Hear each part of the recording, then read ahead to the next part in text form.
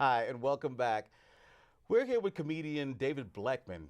David is a 21-year-old born and raised in Virginia, wishes he was a little bit taller, and Also, I wish I was a baller. he wishes he was a baller. It's Friday.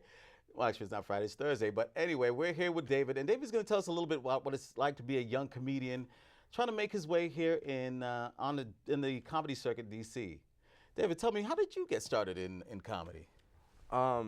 It's actually a funny story. I'd always wanted to do comedy, like I originally wanted to do sketch comedy with, Dana Carvey, Monty Python, stuff like that were always my favorite. But then I kind of saw stand-up and I was like, oh, that actually looks easier. So I kind of thought about doing that for a while. But how I actually started, I broke my ankle this past July, and That's how we all get started. right, yeah, We all break something. I got in a fight with a Marine. I was drunk and I asked him if he wanted to make out, and long story short, he didn't.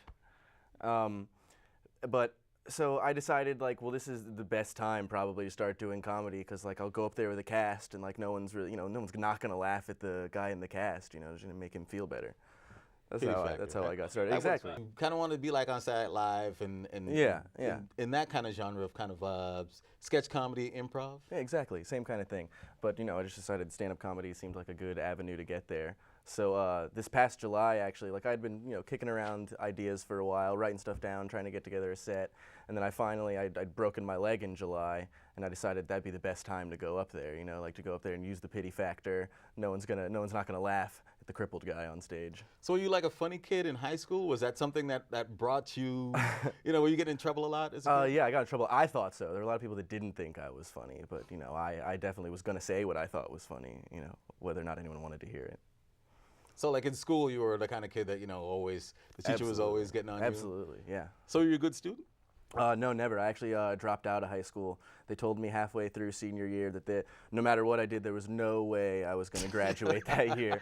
So I just So you decided not to use that inspiration to go into comedy. Exactly. Yeah, I just won't come back then. That's fine. That's the perfect making Yeah. stand-up comedy Oh, career yeah. right there. Exactly. Yeah. So what inspires you? But you said you said Dana Carvey. I always get his name wrong. Yeah. Sorry, Dana. You say Dana Sure he's Carvey. You watching. say who else? Who do you think is funny? Who's your funniest inspiration? Who's your funniest comedian? Right now, I've just been, I've been watching a lot of Louis C.K. and reading interviews and stuff like that of him. I just feel that, the best way, the comedians that I find the funniest are the ones that take, the fucked up thoughts they have, and make them funny. Like he said once, he has a bit about how, he thinks that if you murder someone and no one catches you, you didn't do anything wrong. And that's kind of a fucked up thought to have, but if you can get up there and make people laugh at the things that you think are bad about yourself, then those are the people I find the funniest, So you feel like you're one of those comedians who has that kind of quirky, off-center comedy? I'm working on it. I'm working on it. You're not like the mainstream comedy, not gonna be like a Sinbad who's very middle of the road, very PC kind of. I try to deal with a lot of the darker elements of humanity. Like what? Just culture in general. Explain. I lied, a lot of incest, for instance. A lot of people don't like to talk about incest. I don't know why I have a lot of jokes that ended up being about incest. I didn't sit down and try to write Southern incest. Virginia, right? You're from. Yeah, I was originally born down in Norfolk, Virginia, and all there. Oh man, I'm gonna get in trouble. I'm the comedian here. I'm missing jokes. Yeah. So what are your parents like? Did they? Oh, my inspire mom you is in any way? hot. Oh yeah, really? No, that would explain the incest thing.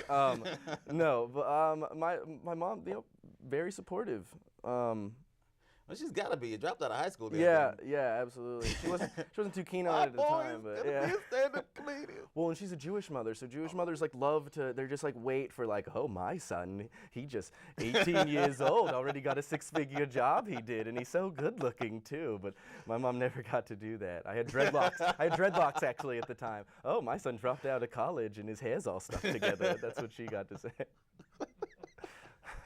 Well, your mother's gonna see you on TV now, so she's gonna be really proud. I combed my hair, Mom.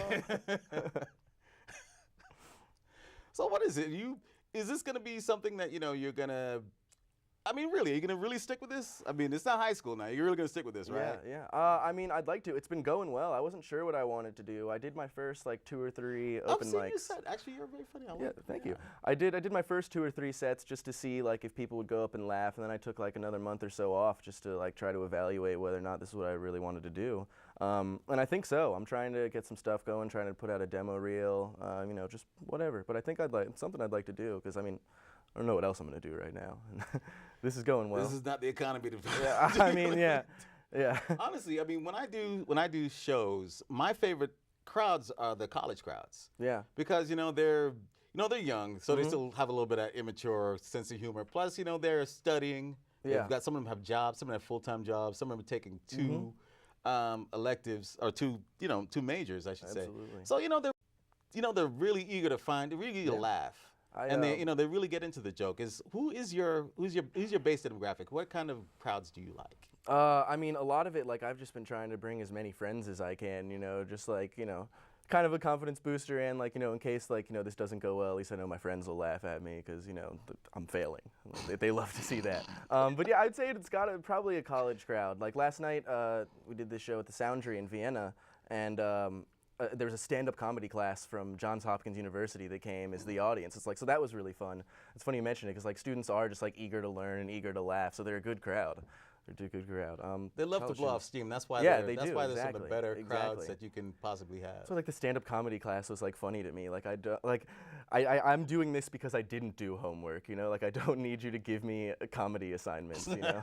Write a joke about racism by Friday. Yeah. Yeah. You sit there folding it up into like a little syllabus and turn it into a paper airplane and just,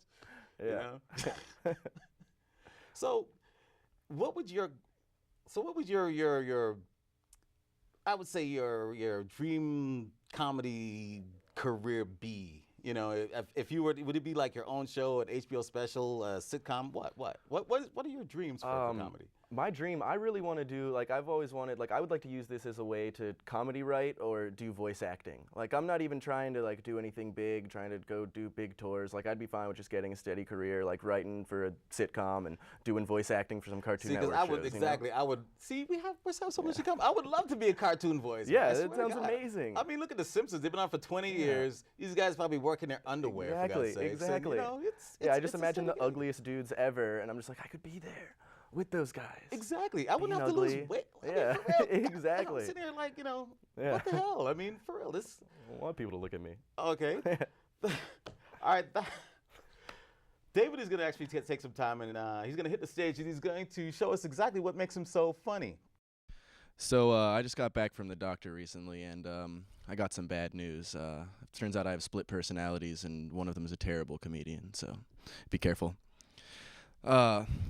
Stand-up comedy is like one of the silliest jobs, if you can actually even call it a job. It's like, because stand-up comedy is one of the only jobs where like you can walk up to somebody in that profession and give them advice on how to do their job, and it's usually shitty advice also. It's all just like, oh, be funnier. It's like you wouldn't walk up to a firefighter and be like, I would use more water on this one. Like, you're not gonna come into a courtroom and tell a judge, like, dude, I'd go with not guilty on this one. I've seen a lot of Law and Order, okay?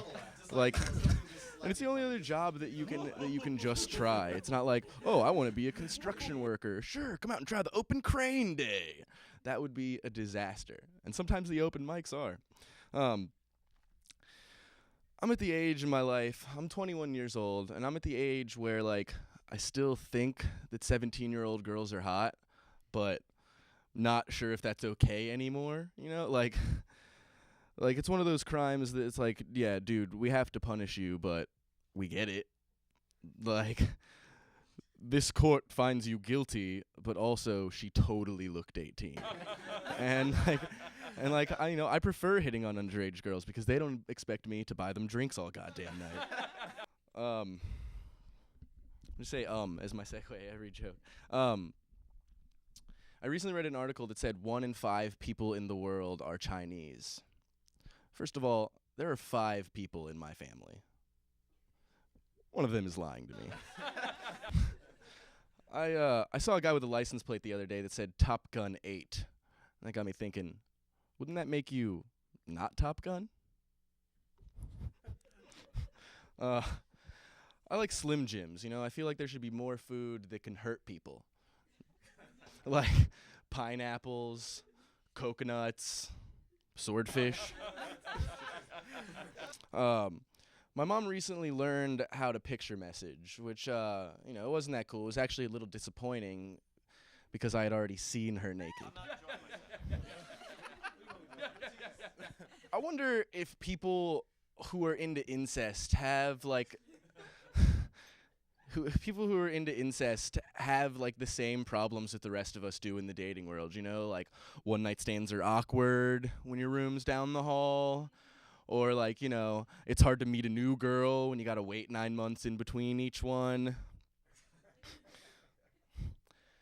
I was supposed to go to this housewarming party the other day, but I got the heat fixed.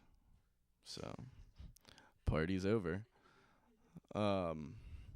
Everybody talks about the zombie apocalypse, and, like, what they're gonna do, where they're gonna go, what weapons they're gonna use to kill the zombies, but I know exactly what I'm doing.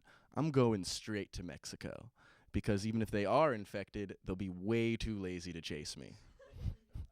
But unfortunately, guys, we do live in America, and this is something I've been seeing more and more often lately, and that is the misinformed patriot. Like, he's all gung-ho about it, he's everything, he's all about it, but he just doesn't necessarily have his facts straight.